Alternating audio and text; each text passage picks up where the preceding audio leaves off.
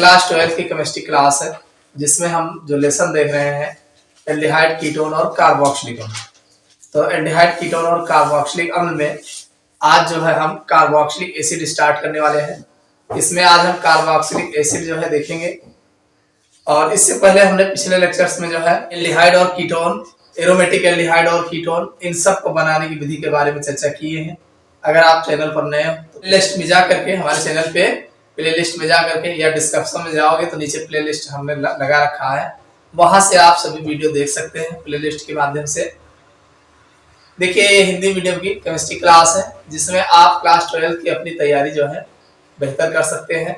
इसमें आप UP board का एग्जाम हो या किसी अन्य बोर्ड एग्जाम्स की तैयारी कर रहे हो तो आप हमारे चैनल के माध्यम से कर सकते हैं। हमारे चैनल पर आपको किसी प्रकार की कोई दिक्कत नहीं होगी।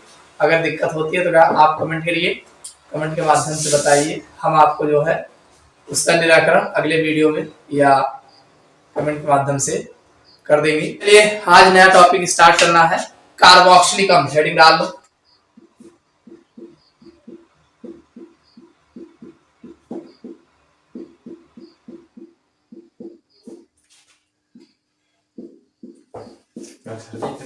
कार्बोक्सिलिक अम्ल, कार्बोक्सिलिक एसिड।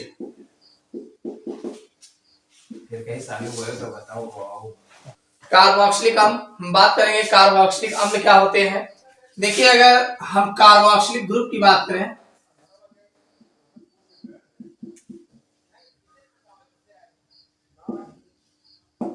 कार्बोक्सिलिक ग्रुप, देखिए अगर हम कार्बोक्सिलिक ग्रुप की बात करें COOH,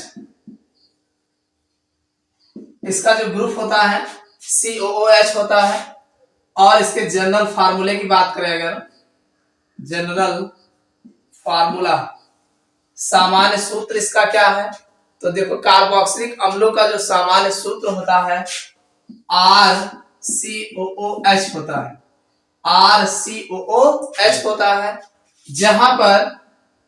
जहां अगर हम R की बात करें तो R के स्थान पर H हो सकता है, R के स्थान पर H हो सकता है, यानी जहां R लिखा है यहां पर H हो सकता है, जबकि यह एल्किल समूह है, जबकि यह एल्किल समूह है, एल्किल समूह है, यानी R जो है एक एल्किल समूह है और R के स्थान पर H लिखा जा सकता है।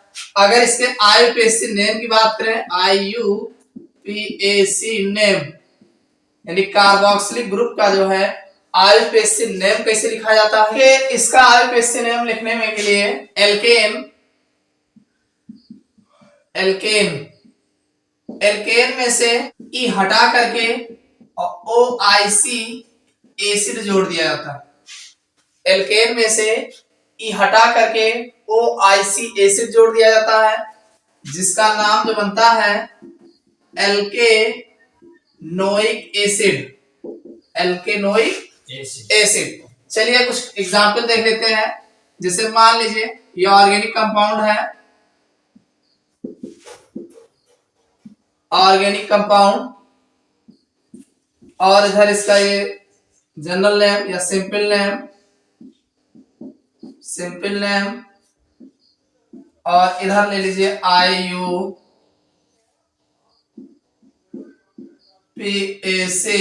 नेम। देखिए हमने कहा कि R के स्थान पर H हो सकता है, तो क्यों ना हम पहले H ही रख के देखें। पहला सदस्य जो होगा HCOOH। देखो ये चींटी के डंक में, बिच्छू के डंक में, इन सब में पाया जाता है, एसिड है। एक का इसका सिंपल नेम जो होगा फॉर्मिक एसिड होगा, फॉर्मिक एसिड।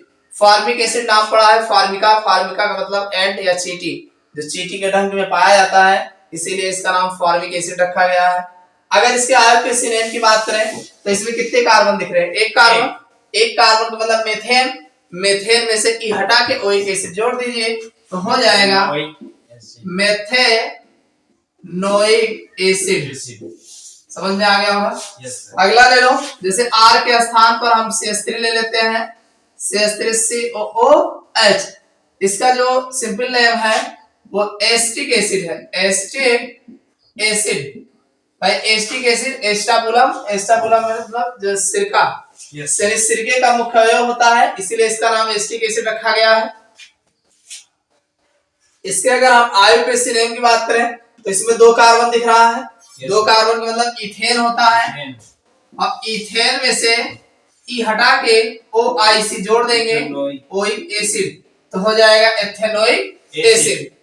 इसी तरीके से CH3 CH2 COOH, तो ये आपका नेम जो होगा प्रोपियोनिक एसिड, और इसका आईयूपीएसी नेम अगर देखा जाए तो प्रोपेनोइक एसिड। इसी तरीके से अगला अगर देखा जाए CH3 CH2 COOH, इसके अगर हम सिंपल नेम की बात करें तो ब्यूटेरिक एसिड, और इसका जो आईयूपीएसी नेम होगा ब्यूटेनोइक एसिड। इसी तरीके से CH3 CH2 COOH,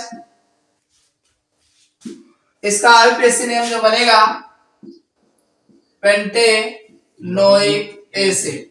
तो समझ में आ गया होगा किस तरीके से नाम लिखे जाते हैं, इसका आईयूपीएसी नेम लिख लो।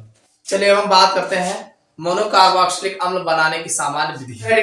संतृप्त मोनोकार्बोक्सिलिक अम्ल, संतृप्त मोनो कार्बोक्सिलिक अम्ल बनाने की सामान्य विधियां। General methods of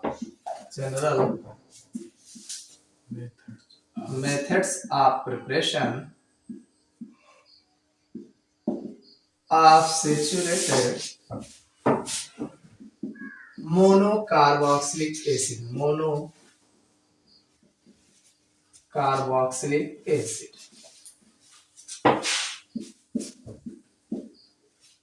general methods of preparation of saturated monocarboxylic acid, यानी संतृप्त मोनोकार्बोक्सिलिक अम्ल। संतृप्त और असंतृप्त, संतृप्त वे होते हैं जिनमें कार्बन कार्बन के बीच में सिंगल बॉन्ड होता है, असंतृप्त वे होते हैं जिनमें कार्बन कार्बन के बीच में डबल बॉन्ड होता है। ठीक, तो यहाँ पर हम सिंगल बॉन्ड वाले संतृप्त मोनोकार्बोक्सिलिक अम्ल की बात करेंगे। तो इसमें हम बनाने की सामान्य विधियां हैं। सामान्य विधियां में चाहे आप जो भी कार्बोक्सिलिक, चाहे आप एस्टिक एसिड बनाइए, चाहे फॉर्मिक एसिड बनाइए, चाहे जिसको बनाइए, ठीक है। सबसे पहला है एल्डिहाइडो के ऑक्सीकरण से, एल्डिहाइडो के ऑक्सीकरण से बाय ऑक्सीडेशन ऑफ एल्डिहाइड, एल्डिहाइडो के ऑक्सीकरण से। देखिए अगर आप पीछे जो पढ़े हैं, पिछला लेसन पढ़े हैं, तो लगभग सारे रिएक्शन हमने बता दिए, लेकिन फिर भी जो है दोबारा रिपीट कर दे रहे हैं ताकि फिर से पता रहे क्या है। तो एल्डिहाइडो के ऑक्सीकरण से आप जानते हैं एल्डिहाइड का जो जनरल फार्मूला होता है RCHO होता है। इसका आप ऑक्सीकरण कराओगे, किससे कराओगे? Na2Cr2O7 और प्लस H2SO4 अम्लीय माध्यम में सोडियम डाइक्रोमेट द्वारा अगर आप ऑक्सीकरण कराते हैं तो नवजात ऑक्सीजन मिलेगा। अब R देखो लिखा है RCHO, RCHO लिखा है, RCOH किनारे कर देंगे और एक ऑक्सीजन बीच में डाल देंगे, ऐसे नहीं हो जाएगा। तो सीधा सीधा बन जाएगा RCOOH। ये आपका कार्बोक्सिलिक एसिड है, कार्बोक्सिलिक एसिड, और ये आपका एल्डिहाइड है, एल्डिहाइड। समझ में आया कि नहीं? अगर आप जो है फॉर्मल्डिहाइड ले लीजिए HCHO, ये है आपका फॉर्मल्डिहाइड, फॉर्मल्डिहाइड। फॉर्मल्डिहाइड का ऑक्सीकरण कराएंगे, यही से कराएंगे Na2Cr2O7 और प्लस H2SO4 हो जाएगा HCOH। हाँ, तब यहाँ पे HCOOH ये कौन हो जाएगा? Formic acid. फॉर्मिक एसिड बन जाएगा। समझ में आ गया ना? Yes sir. इसी तरीके से लीजिए आप CH3CHO ले लीजिए, CH3CHO एस्टल्डिहाइड, इसका ऑक्सीकरण कराओगे Na2Cr2O7 और प्लस H2SO4 अम्लीय माध्यम में, तो सेम इसका भी वही हाल है भाई। कुछ करना है, CH3 लिखा है, C लिखा है, O लिखा है, एक और डाल देना, H किनारे कर देना, ये हो जाएगा CH3COOH। ये कौन है? Acetic acid. समझ में आ गया ना? आराम से कर लो। अब लिखना क्या है, जब हम एल्डिहाइडों का ऑक्सीकरण सोडियम अम्लीय माध्यम में सोडियम डाइक्रोमेट द्वारा या सोडियम पोटेशियम डाइक्रोमेट द्वारा कराते हैं तो कार्बोक्सिलिक अम्ल जो है प्राप्त होता है। यही लिखना है, लिखने में कोई दिक्कत तो होगी नहीं। अगला कर लिख लो, अल्कोहलों के ऑक्सीकरण से। सेकंड है अल्कोहलों के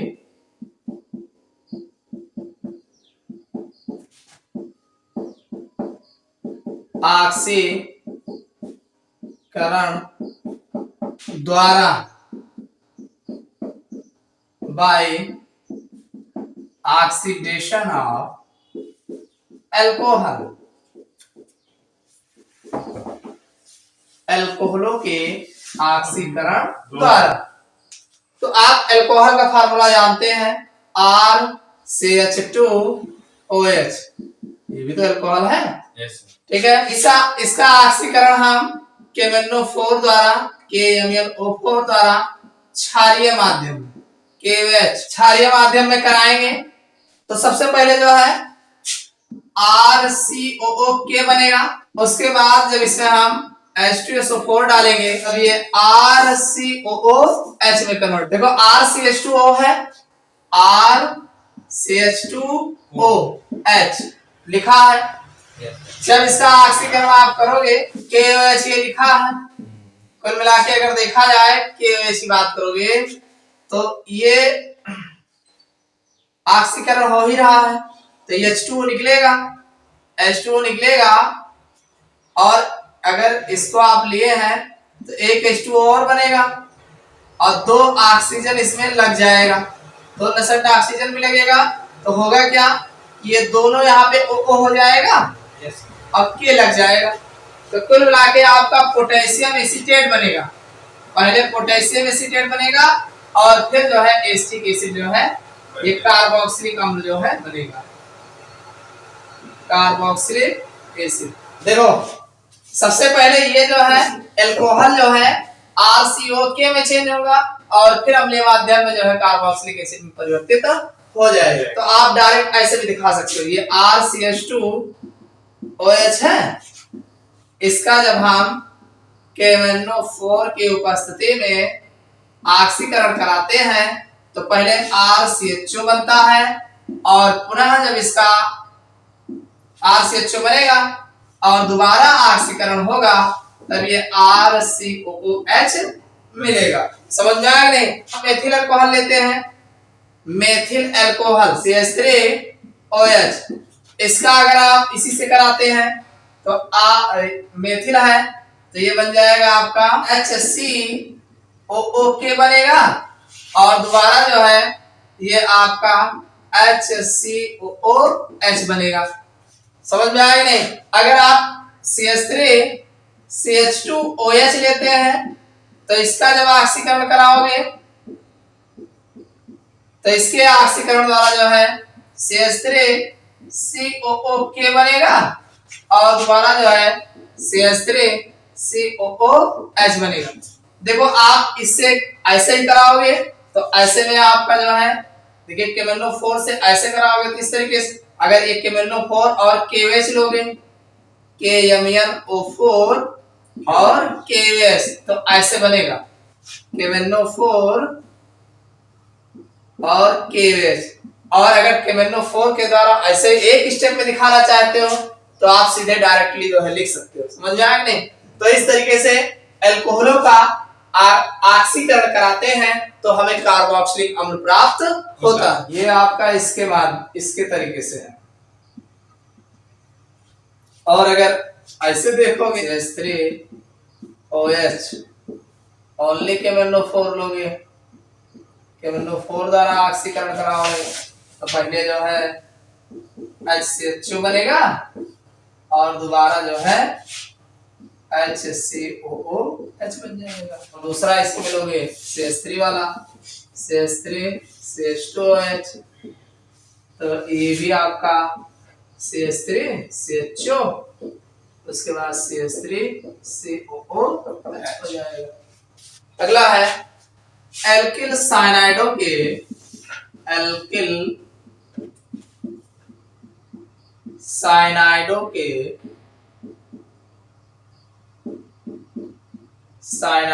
जल अपघटन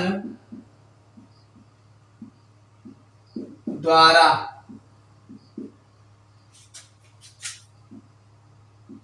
by water hydrolysis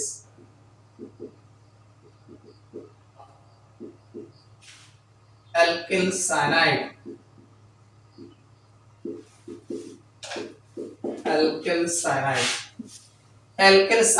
के जल अपघटन द्वारा, यानी एल्किल साइनाइड का हम जब जल अपघटन कराएंगे तब हमें जो है कार्बोक्सिलिक अम्ल प्राप्त होगा। तो आप जानते हैं एल्किल साइनाइड का फार्मूला RCN होता है। क्या होता है? RCN।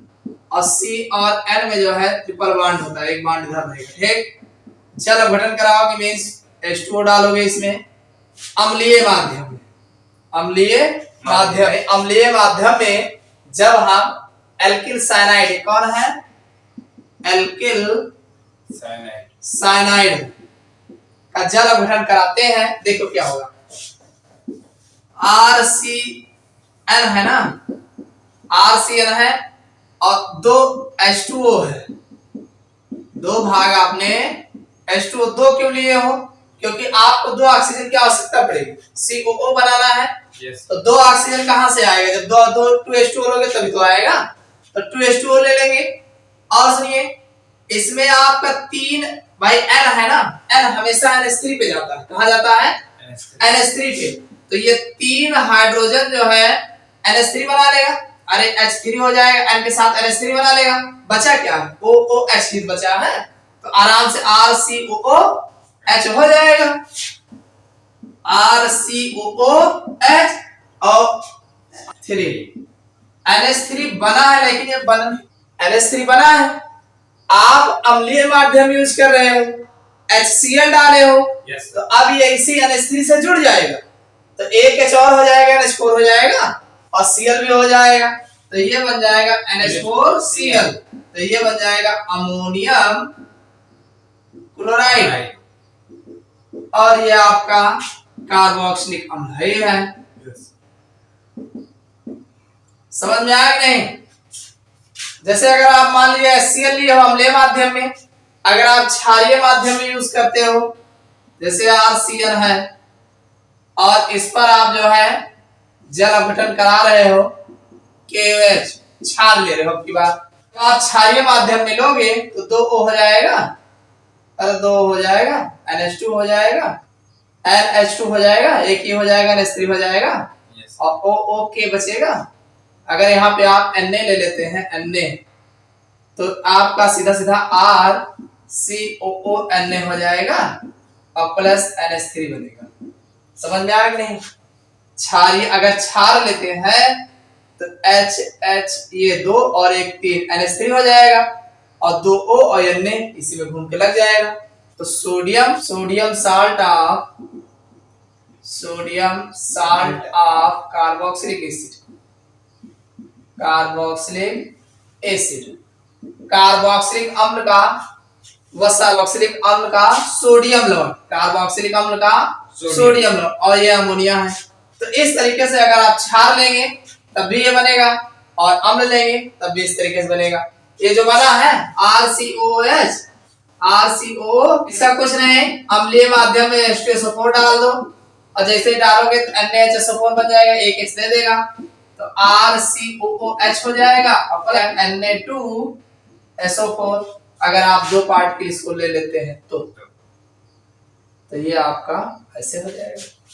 समझ में आया नहीं? यस। इस तरीके से बनता है। हाँ, एक क्वेश्चन देख लो, जैसे मान लीजिए आपने जो है CH3CN ले लिया, CH3CN, और इसका जो है 2H2O की उपस्थिति में अम्लीय माध्यम में आपने गर्म किया तो आपका बन जाएगा CH3COOH और प्लस NH4Cl प्लस NH4Cl। समझ में आ गई नहीं? कुछ नहीं किया हमने, Cl है यहाँ पे जब Cl CH3COOH हो जाएगा और NH4Cl बन जाएगा। ये है आपका एस्टिक एसिड और ये आपका है मेथिल साइनाइड